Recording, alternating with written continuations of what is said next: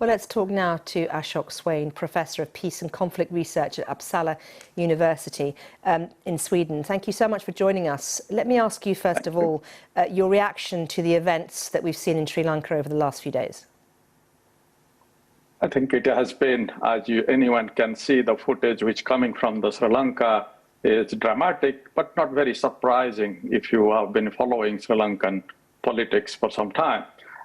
We know that in May, the head of the family, which runs the country, and the president's elder brother, he was the prime minister, and he was also overthrown, or he fled in the similar circumstances. And since then, there has been protests going in the country to depose the president and to bring a new administration. And I think there are a few things which you must look at it at this time.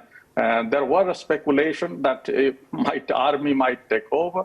There are also speculation in this type of situation that there will be much more violence. Of course, there have been some violence.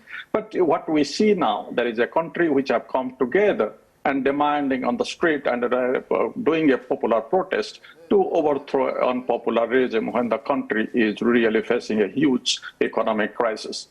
And that's the key thing, isn't it? That Sri Lanka needs some sort of stability now to be able to deal with this absolutely awful economic situation that it finds itself in. It needs IMF money, it needs foreign support. What kind of government do you think it then needs to install to be able to move forward? As your report said, there is no quick fix solution. There is no one in the background who is holding a magic wand and will come and fix the problem overnight. Everyone knows that it will be a long-term issue, long-term challenge.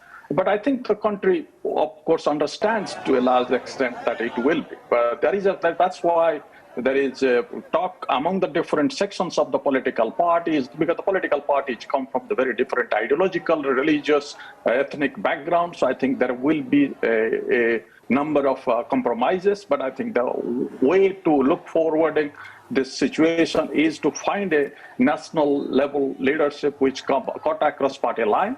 And I think the real challenge is that how to, for a long term, to promote and to see that this kind of reforms can really take place. Of course, IMF is the quick fix solution. There will be some resources available or will be coming soon, but also the other countries which are waiting, particularly China is also waiting for the situation to calm down to put some money, and India and others who can assist.